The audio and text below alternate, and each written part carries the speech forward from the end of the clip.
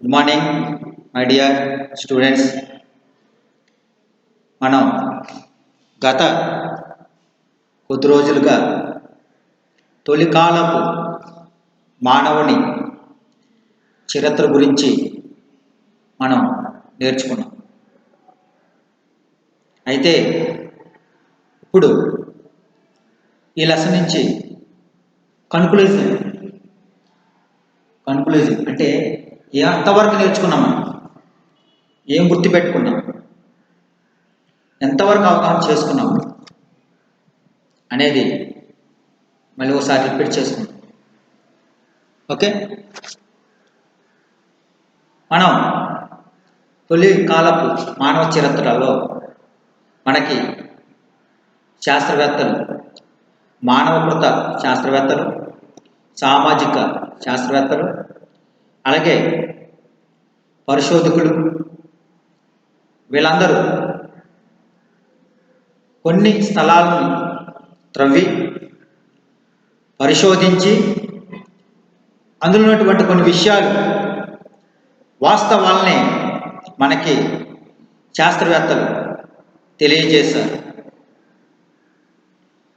మనకి ముందుగా మానవుడు అనేవాడు ఎప్పుడు ఉద్భవించారని తెలియజేశారు. క్రీస్తు పూర్వం 5-6 శతాబ్దాల 5.6 మిలియన్ల శతాబ్ద సంవత్సరంలో కాలంలో మనకి మానవుడు ఉద్భవించినట్టుగా మనం నేర్చుకున్నాం. క్రీస్తు పూర్వం 5.6 మిలియన్ల సంవత్సరం క్రితమే ఒక మానవుడు ఉద్భవించినట్టుగా శాస్త్రవేత్తలు తెలియజేస్తారు. ఆ తర్వాత 1,60,000 సంవత్సరాల క్రితం ఒక మనుషుడు మానవుని పోలిన ఒక మానవుడు ఉన్నట్లుగా మనకి శాస్త్రవేత్తలు తెలియజేశారు. 1,60,000 సంవత్సరాల క్రితం మనిషిని పోలిన ఒక మనుషుడు ఉన్నట్టుగా శాస్త్రవేత్తలు మనకి తెలియజేశారు. ఎలా తెలియజేశారు, ఏ విధంగా తెలియజేశారు అనేది మనం చూసుకున్నట్లయితే, ప్రాచీన ఆదిమ మానవుడు అతను ఉపయోగించేటువంటి రాతి పనిముట్ల వల్ల, మానవుని యొక్క జంతువుని యొక్క అవశేషాల వల్ల, గృహంలో చిత్రీకరించబడినటువంటి గృహంలో అతను నివసించినటువంటి గృహంలో వేసినటువంటి బొమ్మల వల్ల తొలికాలపు మానవుని గురించి శాస్త్రవేత్తలు తెలుసుకోవడానికి ఉపయోగపడింది. ఓకే, అర్థమవుతుందండి. అసలు మానవుని ఎలా గుర్తించారు?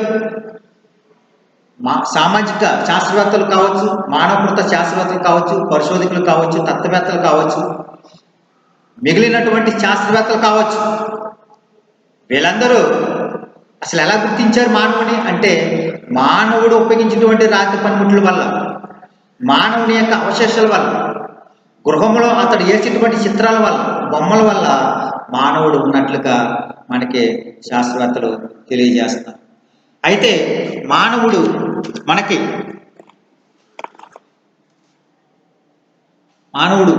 పూర్వీకులు చూసుకున్నట్లయితే, మన పూర్వీకుల్ని చూసుకున్నట్లయితే వీళ్ళు 36.24 మిలియన్ల సంవత్సరంలోనే అభివృద్ధి చెందినట్లుగా మనం చూసుకున్నాం. 36.24 మిలియన్ల సంవత్సరం క్రితమే వారి యొక్క అభివృద్ధి, మధ్యకాలంలో యొక్క అభివృద్ధి ప్రారంభమైనట్లు మనం తెలుసుకున్నాం. అలాగే 3.6 మిలియన్ల సంవత్సరాల క్రితం ఆసియా, ఆఫ్రికా మధ్య దేశాలలో ఆసియా, ఆఫ్రికా మధ్య దేశాలలో ఒక వర్గానికి చెందినటువంటి మామల్స్లోని ఒక వర్గానికి చెందినటువంటి ప్రైమేట్స్లో నుంచి హ్యూమోనైడ్స్ అనే వర్గం, హ్యూమోనైడ్స్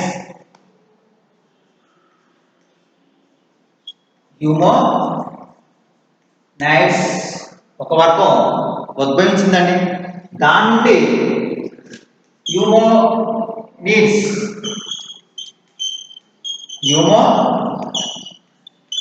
అనే ఒక వర్గం ఉద్భవించిందని తెలుసుకున్నాం. ఆ తర్వాత హ్యూమోనిడ్స్ నుండి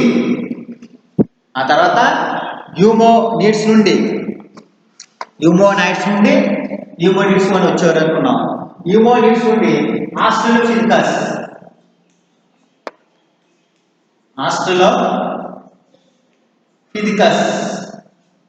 అలాగే హ్యూమో మానవుడు వచ్చారని నేర్చుకున్నాం. మరలా హ్యూమో మానవు నుండి మనకి 3 వర్గాలైనటువంటి మానవులు ఉద్భవించారని నేర్చుకున్నాం. హ్యూమో మానవు నుండి మనం 3 రకాలైనటువంటి మానవులు ఉద్భవించారని నేర్చుకున్నాం. అందులో మొదటి వ్యక్తి ఎవరు? హ్యూమో హ్యాబిలిస్.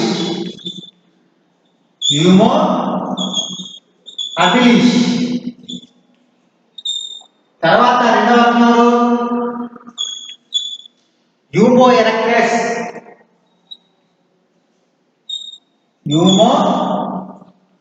ఎరెక్టస్.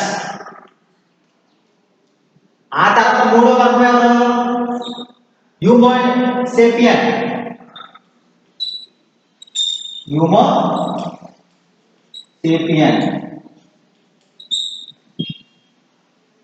చూడండి, మనకి 36.24 మిలియన్ల సంవత్సరాల కాలంలో మనకి అప్పటికే ఆది మానవుడి యొక్క అభివృద్ధి ప్రారంభించినట్లుగా మనం చూసుకున్నాం. 3.6 మిలియన్ల సంవత్సరాల క్రితం మధ్య ఆసియా దక్షిణ ప్రాంతంలో మమ్మీలకు చెందినటువంటి ఒక వర్గానికి చెందినటువంటి ప్రైమేట్స్ నుంచి ఎవరు ఉద్భవించారనుకున్నాం? హ్యూమోనైడ్స్ నుండి హ్యూమోనిడ్స్ మానవులు వచ్చారు. హ్యూమోనైడ్స్ యొక్క ఆది మానవుల నుండి హ్యూమోనిడ్స్ యొక్క ఆది మానవులు వచ్చారు. అక్కడి నుంచి హ్యూమోనిడ్స్ ఆది మానవు నుంచి ఎవరు వచ్చారండి? ఆస్ట్రలోపిథెకస్. తర్వాత హ్యూమో మానవుడు. మళ్ళీ హ్యూమో మానవు నుంచి ఎవరు వచ్చారు? హ్యూమో హ్యాబిలిస్ అనే ఆది మానవుడు, అలాగే హ్యూమో ఎరెక్టస్ అనే ఆది మానవుడు, అలాగే హ్యూమో సేపియన్ అనే మరొక ఆది మానవులు మనం ఉద్భవించడం అనేది నేర్చుకున్నాం. అయితే వీళ్ళు చూసుకున్నట్లయితే హ్యూమోనిడ్స్ మధ్య భేదాలు ఎలా ఉంటాయి అనుకున్నామండి? ఏ విధంగా ఉంటాయి అనుకున్నామండి? హ్యూమోనైడ్స్కి చిన్న మెదడు ఉంటుందని, అలాగే హ్యూమోనిడ్స్కి పెద్ద మెదడు ఉంటుందని. ఓకే, 4 కాళ్ళపై నడిచే జంతువులు ఎవరండి? హ్యూమోనైడ్స్ అని. అలాగే నిలబడి నడిచే జీవాన్ని హ్యూమోనిడ్స్ అని చెప్పుకున్నాం. తర్వాత చేతులు అంత సులువుగా ఉండేవి కావని హ్యూమోనైడ్స్ తెలుసుకున్నాం. చేతులు అంత సులువుగా ఉండేవి కావు. తర్వాత హ్యూమోనిడ్స్ ఆది మానవులకు వచ్చినప్పటికీ వీళ్ళు చేతులను ఉపయోగిస్తూ భిన్నంగా పనిచేస్తుండేవారు. చేతులను ఉపయోగిస్తూ నిలువుగా చేతులను ఉపయోగించి పనిచేస్తూ భిన్నంగా పనిచేస్తుండేవారు అన్నమాట హ్యూమోనిడ్స్ యొక్క ఆది మానవులు. కాబట్టి వీళ్ళకి డిఫరెన్స్ అనేది మనం నేర్చుకున్నాం. వీళ్ళకి చిన్న మెదడు ఉంటుందని, హ్యూమనిడ్స్కి వచ్చినప్పటికి బాగా పెద్ద మెదడు ఉంటుందని. ఆ తర్వాత వీళ్ళ 4 కాళ్ళపై నడిచే జీవాన్ని, వీళ్ళ నిలువుగా నడిచేటువంటి జీవాన్ని. ఆ విధంగా మనం కొన్ని అంశాలు చూసుకున్నాం, నేర్చుకున్నాం, తెలుసుకున్నాం కూడా.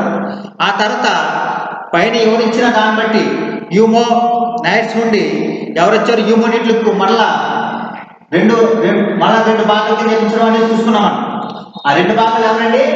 ఆస్ట్రలోపిథెకస్ ఆది మానవుడు, హ్యూమో ఆది మానవుడు. ఆస్ట్రలోపిథెకస్ ఆది మానవుడు, హ్యూమో ఆది మానవుడు. ఓకేనా? ఆస్ట్రలోపిథెకస్ యొక్క ఆది మానవుడికి హ్యూమో మానవుడికి మధ్య మళ్ళీ భేదాలు చూసుకున్నట్లయితే ఆస్ట్రలోపిథెకస్ యొక్క మెదడు ఎలా ఉంది? మెదడు చాలా చిన్నగా ఉంటుందని, అలాగే హ్యూమో మానవుడి యొక్క మెదడు ఎలా ఉంటుందని? చాలా పెద్దగా ఉంటుందని, అలాగే బలమైన దవడ భాగం కలిగి ఉంటారని ఆస్ట్రలోపిథెకస్ వారు. హ్యూమో మానవుడికి వచ్చినప్పటికీ చిన్న దవడ భాగం కలిగి ఉంటారని. ఆ తర్వాత పొడవైన పళ్ళ వరుస ఆస్ట్రలోపిథెకస్ మానవుడు కలిగి ఉన్నాడని, తర్వాత చిన్న పలవరుస హ్యూమో మానవుడు కలిగి ఉన్నారని మనం గత కొద్ది రోజులుగా నేర్చుకుంటూనే నేర్చుకున్నాం. ఓకే, డిఫరెన్స్ ఆస్ట్రలోపిథెకస్ మానవుడికి హ్యూమో మానవుడికి మధ్య భేదాలు ఆ విధంగా చూసుకున్నాం. అసలు ఆస్ట్రలోపిథెకస్ అంటే అర్థం ఏంటో నేర్చుకున్నాం మనం. ఆస్ట్రలోపిథెకస్ అనే పదం ఎక్కడి నుంచి వచ్చింది, ఎలా వచ్చింది అని చూసుకున్నట్లయితే ఈ ఆస్ట్రలోపిథెకస్ అనే పదము లాటిన్ మరియు గ్రీక్ పదం నుంచి వచ్చింది అనుకున్నాం. ఈ ఆస్ట్రలోపిథెకస్ అనే పదం ఎక్కడి నుంచి వచ్చింది అనుకున్నామండి? లాటిన్ మరియు గ్రీక్ పదం నుంచి వచ్చిందని మనం గత క్లాస్లో నేర్చుకున్నాం. అయితే లాటిన్ పదానికి అర్థం ఏంటి? లాటిన్ ఆస్టిలో అనే పదానికి అర్థం ఏంటండి? ఆస్టిలో అనే పదానికి అర్థం ఏంటండి? దక్షిణ ప్రాంతం అని. అలాగే ఫిజికస్ కి అర్థం ఏంటండి? ఫిజికస్ ఇది ఆస్టిలో అనేదేమో లాటిన్ పదము, ఫిజికస్ అనేదేమో గ్రీక్ పదము. అనగా ఏ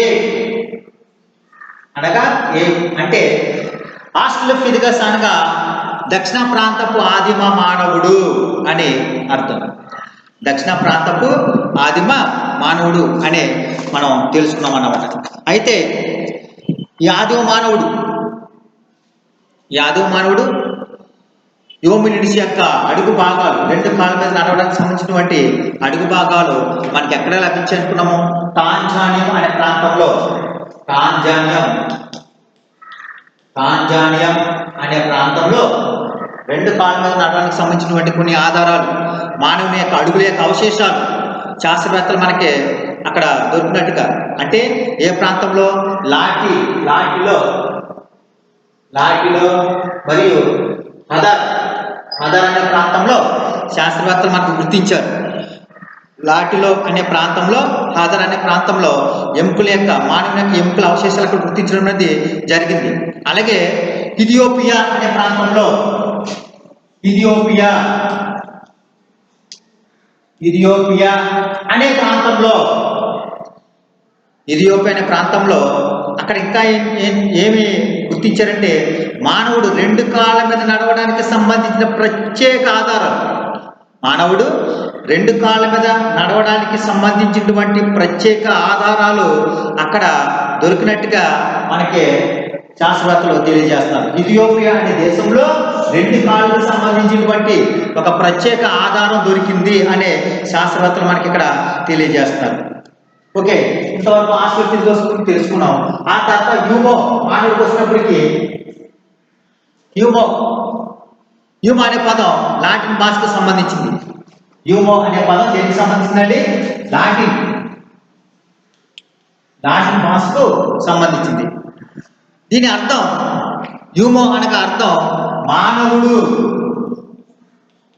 మానవుడు లేదా స్త్రీ లేదా పురుషుడు అని అర్థం. హ్యూమో అనగా లాటిన్ పదానికి అర్థం ఏంటండి?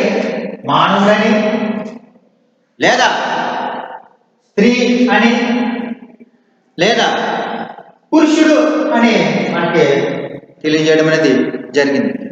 అయితే ఈ హ్యూమో మానవుడు అడవులు బాగా దట్టంగా పెరగడం వల్ల, అడవులు ఎలా ఉంటాయండి?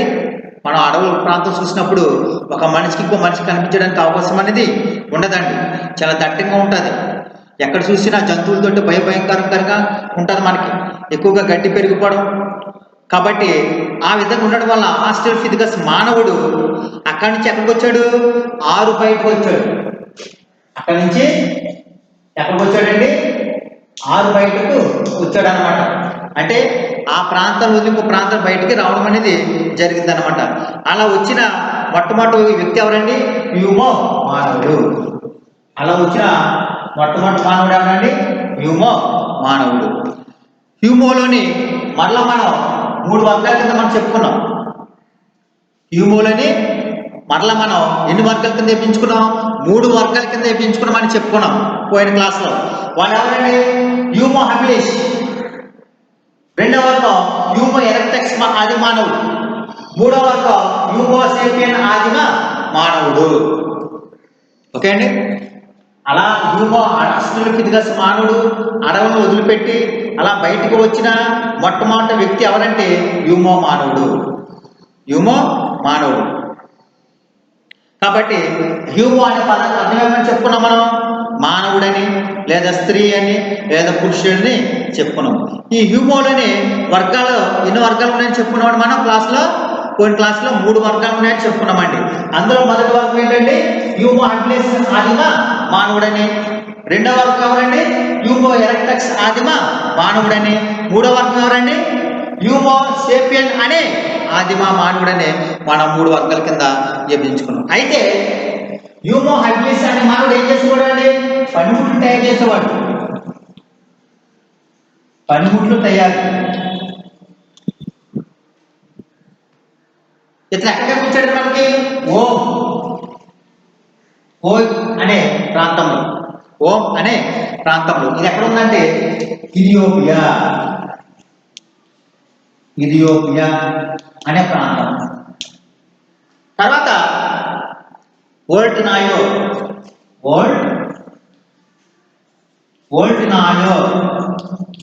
జార్జ్. Olduvai Gorge. ఇది ఎక్కడ ఉందండి మనకి? కెన్యా దేశంలో. కెన్యా దేశంలో మనకి హ్యూమో హ్యాబిలిస్ అనే మానవుడి గురించి శాస్త్రవేత్తలు మనకి తెలియజేస్తారు. చూడండి, హ్యూమో హ్యాబిలిస్ అనే మానవుడు ఏం చేస్తుండేవాడు? అసలు పనిముట్లు తయారు చేసేవాడు. హ్యూమో హ్యాబిలిస్ అనే ఆది మానవుడు ఏం చేసేవాడు అండి? పనిముట్లు తయారు చేసేవాడు. అక్కడ ఏ ప్రాంతంలో దొరికిందండి? ఓం అనే ప్రాంతం. ఓం అనే ప్రాంతంలో అది ఎక్కడ ఉందండి? ఇథియోపియాలో ఉంది. ఇథియోపియా అనే దేశంలో మనకి కనిపిస్తుంది. అలాగే ఓల్డ్ నాయో మరి జార్జ్ అనే ప్రాంతాల్లో కూడా మనకి కనిపించారనమాట. వీళ్ళు పనిముట్లు తయారు చేసుకోవడం. ఈ కెన్యా అనే దేశంలో, టాంజానియా అనే దేశంలో కూడా మనకి కనిపించడం అనేది జరిగింది ఈ హ్యూమో హ్యాబిలిస్ అనే ఆదిమ మానవులు. రెండోది వచ్చినప్పటికీ హ్యూమో ఎరెక్టస్ అనే ఆదిమ మానవుడు. హ్యూమో ఎరెక్టస్ అనే ఆదిమ మానవుడు. ఈ మానవుడు ఏం చేసేవాడు? నిలువుగా నడిచే వ్యక్తి. ఎవరండి? నిలువుగా నడిచే వ్యక్తి. నిలువుగా నడిచే వ్యక్తి. ఇతను నిలువుగా నడిచే వ్యక్తి. ఇతను ఆసియా ఆఫ్రికా ఇంకా క్యూబీ4 ఇంకా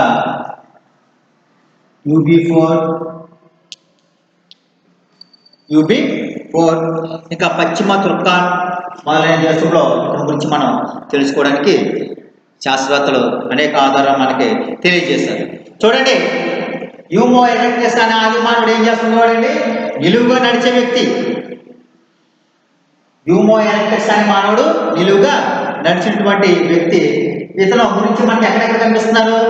ఆసియా, ఆఫ్రికా, క్యూబీ4, పశ్చిమ తుర్కాన్ మొదలైన దేశంలో ఇతని గురించి మనకి శాస్త్రవేత్తలు తెలియజేయడం అనేది జరిగింది. ఆ తర్వాత మనం కొంచెం ముందు చూసుకున్నట్లయితే హ్యూమో సేపియన్స్ అనే ఆదిమ మానవుడు. ఇతను ఎవరండి? తెలివైన వ్యక్తి.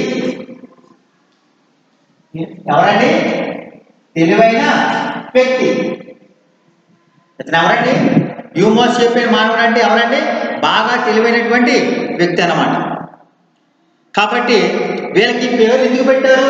హ్యూమో హ్యాబిలిస్, హ్యూమో ఎరెక్టస్, హ్యూమో సేపియన్ పేర్లు ఎందుకు పెట్టారంటే వాళ్ళ గురించి, వాళ్ళు తిరిగేటువంటి ప్రాంతాల్లో, వాళ్ళు నివసించినటువంటి అనేక ప్రదేశాల్లో శాస్త్రవేత్తలు ఏం చేస్తారంటే వాళ్ళ గురించి అనేక చోట్ల త్రవ్వకాలలో వాళ్ళ గురించి దొరికినటువంటి అనేక అవశేషాలు ఏ ప్రాంతంలో అయితే దొరికాయో, ఏ ప్రదేశంలో అయితే దొరికాయో ఆ ప్రదేశం పేర్లు మాత్రమే వాళ్ళకి పెట్టడం అనేది జరిగింది. ఉదాహరణకు జర్మనీలోని ఎడిన్బర్గ్ అనే ప్రాంతంలో హ్యూమో అవశేషాలు హ్యూమో మానవుడికి సంబంధించిన అవశేషాలు అక్కడ దొరకడం వల్ల అతనికి ఏమని పేరు పెట్టారండి? ఎడెన్బర్గిసిస్ అనే పేరు పెట్టారు. అలాగే నియాండర్తల్స్ లోయలలో నియాండర్తల్స్ మానవుడి యొక్క అవశేషాలు అక్కడ దొరకడం వల్ల ఆయనకి నియాండర్తల్స్ ఆది మానవుడు అని పేరు పెట్టడం అనేది జరిగిందనమాట. తర్వాత దాదాపుగా 1,30,000 నుండి 35,000 సంవత్సరాల వరకు ఆ ఆది మానవుడికి కావాల్సినటువంటి అనేక అవశేషాలు లభిస్తూ ఉండేవి. అర్థమవుతుందండి? ఎక్కడండి? ఐరోపాలోను పశ్చిమ మధ్య ఆసియా ప్రాంతాల్లో దాదాపు 1,30,000 సంవత్సరాల నుండి తర్వాత 35,000 సంవత్సరాల మధ్య కాలంలో ఆది మానవుడికి సంబంధించినటువంటి అనేక అవశేషాలు ఎక్కువగా త్రవ్వకాల బయటకు పడుతూ ఉండేవి. తర్వాత 35 సంవత్సరాల తర్వాత 35,000 సంవత్సరాల తర్వాత మానవుని యొక్క అవశేషాలు కొనసాగింపు అక్కడితో ఆగిపోయింది. బహుశా ఇంకా త్రవ్వకాలు అక్కడి నుంచి జరగలేదేమో. ఇంకా శాస్త్రవేత్తలు ఆది మానవుడి గురించి ప్రత్యేకించి సమాచారం సేకరించకుండా ఉండిపోయడం అనేది ఏదైనా జరిగి ఉండవచ్చు మాత్రం. కానీ 35,000 సంవత్సరాల క్రితం నుంచి మానవుని యొక్క అవశేషాల యొక్క త్రవ్వకాలు అక్కడితోటి ఆగిపోయిందని మనకి శాస్త్రవేత్తలు తెలియజేస్తారు. ఆ తర్వాత మనము కొన్ని ప్రాంతాలు చూసుకున్నట్లయితే హ్యూమో మానవుడు వివిధ ప్రదేశాలు విస్తరించినటువంటి కొన్ని ప్రాంతాలు మనం చూసుకున్నట్లయితే 1.5 మిలియన్ 5.1 మిలియన్ సంవత్సరంలో సహారన్ ఆఫ్రికా ప్రాంతంలో ఆస్ట్రలోపిథెకస్ అనే మానవుడు హ్యూమో మానవుడు హ్యూమో ఎరెక్టస్ అనే మానవుడు అక్కడ సంచరించినట్టుగా మనం నేర్చుకున్నాం. ఏ ప్రాంతంలోనండి? 5.1 మిలియన్ సంవత్సరాల క్రితం వాళ్ళు తిరిగినటువంటి కొన్ని ప్రాంతాలు సహారన్ ఆఫ్రికాలో ఆస్ట్రలోపిథెకస్ హ్యూమో ఎరెక్టస్ అనే మానవులు తిరిగినట్టుగా చూసుకున్నాం.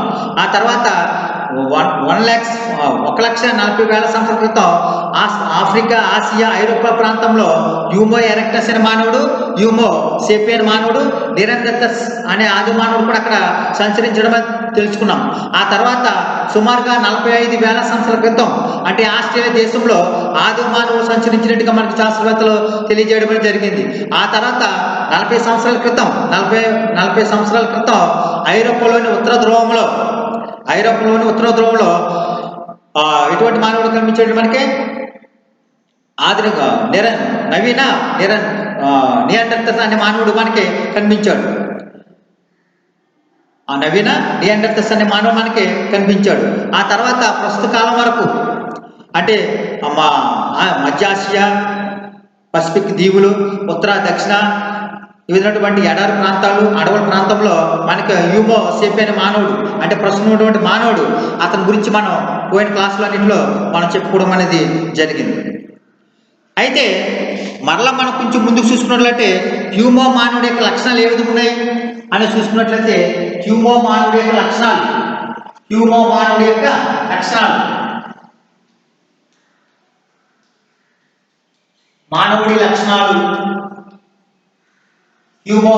లక్షణాలు మనం ముఖ్యంగా 4 రకాలుగా ఉన్నట్టుగా మనం చెప్పుకున్నాం. హ్యూమో మానవుడి యొక్క లక్షణాలు వీళ్ళు ఏం చేస్తుండేవారండి? ముఖ్యంగా ఆహారాన్ని సంపాదించుకుంటూ ఉండేవారు. వీరు ఆహారాన్ని హ్యూమో ఆది మానవుడు ఆహారాన్ని ఎన్ని రకాలుగా సంపాదించుకునేవాడని తెలుసుకున్నామండి. ముఖ్యంగా మనము 4 రకాల కింద సంపాదించుకునేవాడని నేర్చుకున్నాం. అందులో మొదటిది ఆహార సేకరణ.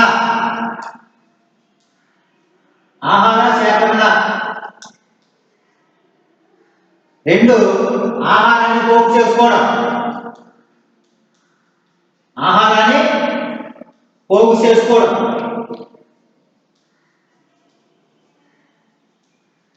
3 వేట.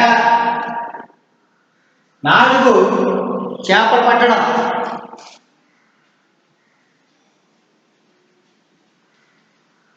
4 చేపలు పట్టడం అనేది హ్యూమో మానవుడి యొక్క లక్షణాలు మనం చూసుకున్నాం.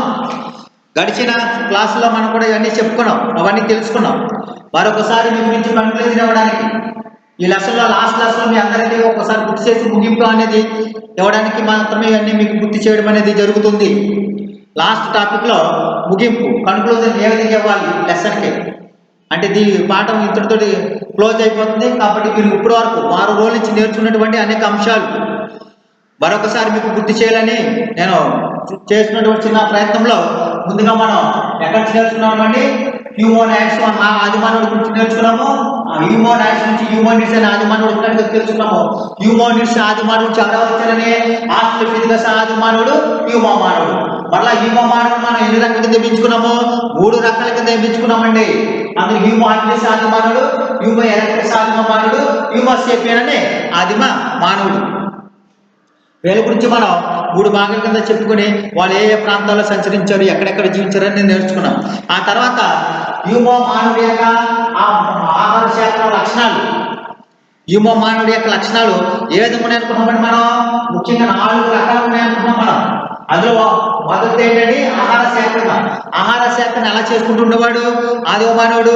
ఆహార సేకరణలో ఇంకా ఫ్రూట్స్ కావచ్చు, బెర్రీలు కావచ్చు, పండ్లు కావచ్చు, నట్స్ కావచ్చు, ట్యూబర్స్ కావచ్చు, మొదలైనవన్నీ అతను మనకి సేకరించుకోవడంలో, అలాగే మానవం యొక్క ఎముకల యొక్క అవశేషాలు, అలాగే మొక్కల యొక్క అవశేషాలు ఎక్కువగా లభించడం అనేది. తర్వాత ఇప్పటి వరకు పురాతన శాస్త్రవేత్తలు తవ్విన తవ్వకాలలో కార్బోనేజెడ్ విత్తనాల ఆధారంగానే చాలా తక్కువగా కనుగొన్నారని మనం నేర్చుకున్నాం ఆహారాన్ని, ఆహార సేకరణలో. తర్వాత ఆహారాన్ని పోగు చేసుకోవడంలో, ఆహారాన్ని తొలినాటి హ్యూమో మానవుడు ఆహారాన్ని ఏం చేసుకుంటూ ఉండేవాడండి? పోగు చేసుకునేవాడు. ఏ విధంగా? చనిపోయినటువంటి సహజంగా చనిపోయినటువంటి యొక్క జంతువుల మాంసాన్ని, సహజంగా చనిపోయినటువంటి జంతువుల యొక్క మాంసాన్ని, లేక ఏమైనా చిన్న చిన్న జంతువులు, పక్షులు, క్షీరదాలు మొదలైన వాటిని చంపి తినగా మిగిలిన వాటిని ఎముకలు కావచ్చు, మాంసం గుజ్జును కావచ్చు ఏం చేసుకుంటూ ఉండేవారండి? పోగు చేసుకుంటూ ఉండేవారు. హ్యూమనిడ్ యొక్క ఆదిమ మానవుడు ఏం చేస్తున్నాడండి? సహజంగా లభించినటువంటి ఆహారాన్ని వాళ్ళు ఏం చేసుకుంటేవారండి? వాళ్ళు లేకపోతే చనిపోయినటువంటి జంతువుల యొక్క మాంసాన్ని వాళ్ళు పోగు చేసుకుంటుండేవారు. లేదా చిన్న చిన్న పక్షులు, జంతువులు, క్షీరదాలకు సంబంధించినటువంటి అనేక అంశాలని వాళ్ళు ఆ యొక్క మాంసాన్ని ఏం చేసుకుంటూ ఉండేవారు? తృప్తిగా తినగా మిగిలిన వాటిని ఏం చేసుకుంటేవారు? వాళ్ళు పోగు చేసుకుంటూ ఉండేవారు. ఆ తర్వాత వేటకు వచ్చినప్పటికీ వేట దాదాపు చాలా 5 లక్షల సంవత్సరాలకు సంబంధించిన విషయం ఇది. 5 లక్షల కాలానికి సంబంధించిన విషయం. వేట అనేది డైరెక్ట్గా వెళ్ళి జంతువులు వేటాడడం అనేది ఉండేది కాదండి. మరి ఒక పథకం ప్రకారం జంతువులు వేటాడడం మీద ఆదిమానవుడు అప్పటికే ఆలోచన విధానంలో తెలివైనటువంటి మానవుడు కావడం వల్ల ఒక పథకం ప్రకారం వేటకు సంబంధించిన అంశాలు మనకి 2 ప్రాంతాల నుంచి లభిస్తున్నాయని నేర్చుకున్నాం. అందులో మొదటిది దక్షిణ ఇంగ్లాండ్ బాక్స్ గ్రేవ్ అనే ప్రాంతం నుంచి మనం వేట అనేది అక్కడి నుంచి ప్రారంభమైందని, అలాగే జర్మనీలోని సోనీ రీజియన్ అనే ప్రాంతంలో సుమారుగా 4 లక్షల కాలం నుంచి అక్కడ వేట అనేది ప్రారంభించబడిందని మనం నేర్చుకున్నాం. వేట అనే ప్రక్రియ దాదాపుగా 5 లక్షలకు సంబంధించినటువంటి విషయం అని నేర్చుకున్నాం. వేట అనేది అక్కడి నుంచే ప్రారంభించబడింది. ఆది మానవుడు జంతువులు ఏ విధంగా వేటాడేవాడండి? డైరెక్ట్గా వెళ్ళి అటాక్ చేసేవాడు కాదు. ఒక పథకం ప్రకారం, ఒక ప్లాన్ ప్రకారం వేసుకుని ఆ జంతువుల్ని వేటాడడం అనేది ఆది మానవుడు చేసినటువంటి ప్రయత్నం. కాబట్టి దాదాపుగా 5 లక్షల సంవత్సరాలకు సంబంధించినటువంటి విషయం అండి. అది చాలా తెలివితేటలుగా జంతువుల్ని వేటాడుతుండేవాడు. కాబట్టి వేటాడడం అనేది ముఖ్యంగా మనకి 2 ప్రాంతాల నుంచి శాస్త్రవేత్తలు చెప్పడం అనేది జరిగింది. ఏంటి ఆ 2 ప్రాంతాలను చూసుకున్నట్లయితే దక్షిణ ఇంగ్లాండ్లోని బాక్స్ గ్రేవ్ అనే ప్రాంతంలో, మరొక ప్రాంతం జర్మనీలోని సోనీ రీజియన్ అనే మరొక ప్రాంతం నుంచి జంతువుల్ని వేటాడినట్టుగా ఆదిమానవుని గురించి మనం నేర్చుకున్నాం. తర్వాత నాలుగోది చూసుకున్నట్లయితే చేపలు పట్టడం అన్నమాట. వీరికి ఇది చాలా ముఖ్యమైనటువంటి ఆహారం. చేపలు అనేది మానవులకు సంబంధించినటువంటి అనేక అవశేషాలు, జంతువులకు సంబంధించినటువంటి కొన్ని అవశేషాలు శాస్త్రవేత్తలు తవ్విన త్రవ్వకాల్లో ఇవన్నీ విషయాలు అక్కడ బయటపడడం అనేది తెలిసిందనమాట. అందుకని శాస్త్రవేత్తలు ఏం చేశారంటే ఇవన్నీ విషయాలు మనకి క్లుప్తంగా తెలియజేయడానికి ప్రయత్నం చేశారు. ఆ తర్వాత మనం కొంచెం ముందుకు చూసుకున్నట్లయితే ప్రాచీన మానవ యొక్క నివాసాలు మనం ఎలా ఉన్నాయండి? అతను తిరిగేటువంటి అనేక ప్రాంతాల వల్ల, అతను చేసేటువంటి అనేక కన్నుల వల్ల మనకి అతని యొక్క నివాసాలు ఏ విధంగా ఉన్నాయి అనేది మనం తెలుసుకోవడానికి ప్రయత్నం చేస్తాం. ఉదాహరణకు కెన్యాలోని కిలోమి అనే ప్రాంతంలో వేల కొద్ది చేతి గొడ్డలు లభించినట్టుగా, పేక్ పనులు లభించినట్టుగా మనం నేర్చుకున్నాం. తర్వాత దక్షిణ ఫ్రాన్సెస్లోని లాజరిత్ అనే గృహంలో తర్వాత 12x4 మీటర్ల స్థలానికి గల నివాసాన్ని ఏర్పాటు చేసుకున్నట్టుగా మనం నేర్చుకున్నాము. అలాగే దక్షిణ ఫ్రాన్సెస్లోని తీర ప్రాంతంలో ఆల్టా ఆమెటా అనే ప్రాంతంలో కలపతోటి గడ్డితోటి స్థిర నివాసాన్ని ఏర్పాటు చేసుకున్నట్టుగా మనం నేర్చుకున్నాము. అలాగే పనిముట్లు తయారు కూడా మానవులు తయారు చేసేవారు పనిముట్లను. అలా మానవులే కాకుండా జంతువులు కూడా తన పనిముట్లను తయారు చేసుకున్నట్టు మనం నేర్చుకున్నాం. కొన్ని సింపాంజీలు తన పనిముట్లు ఆహార సేకరణ వినియోగించుకోవడానికి సొంతంగా నేర్చుకునేది మనం తెలియజేసుకున్నాము. అలాగే తొలినాటి కొన్ని ఆధారాలు ఎక్కడి నుంచి లభించినట్టు అలా తయారు చేసుకున్నట్టుగా ఇథియోపియా అనే ప్రాంతం నుంచి మనం కొన్ని అంశాలు గ్రహించినట్టుగా మనకి శాస్త్రవేత్తలు తెలియజేస్తున్నారు. అయితే మొట్టమొదటిసారిగా రాతి పనిముట్లు ఉపయోగించిన వాళ్ళు ఎవరండి? ఆస్ట్రలోపిథెకస్ అనే ఆదిమ మానవులు వాటిని ఉపయోగించినట్టుగా మనం నేర్చుకున్నాం. కాబట్టి ఇవన్నీ మీకు కన్క్లూజన్ ఇవ్వడానికి, మరొకసారి గుర్తు చేయడానికి, ఫస్ట్ నుంచి మనం వారం రోజులు బట్టి ఇదే లెసన్ నేర్చుకున్నాం కాబట్టి మీరు మర్చిపోయి ఉంటారని లాస్ట్ సారి ఏం ఇవ్వడం జరిగిందండి, ఒక కన్క్లూజన్ ఇవ్వడం అనేది జరిగింది అనమాట. ఇన్ని ఈ రోజులు బట్టి నేర్చుకున్నటువంటి అంశాలు మరొకసారి మీకు గుర్తు చేసి మరొక కొత్త టాపిక్ ఇంకొక లెసన్లోకి వెళ్ళడానికి ప్రయత్నం చేయడం చిన్న ప్రయత్నం మీకు కన్క్లూజన్ ఇవ్వడానికి ఈ లెసన్ మరొకసారి మీకు అక్కడక్కడ పైన చెప్పడం అనేది జరిగింది. కాబట్టి స్టూడెంట్స్ ఇది అర్థం చేసుకుంటారని నేను అనుకుంటున్నాను. Thank you.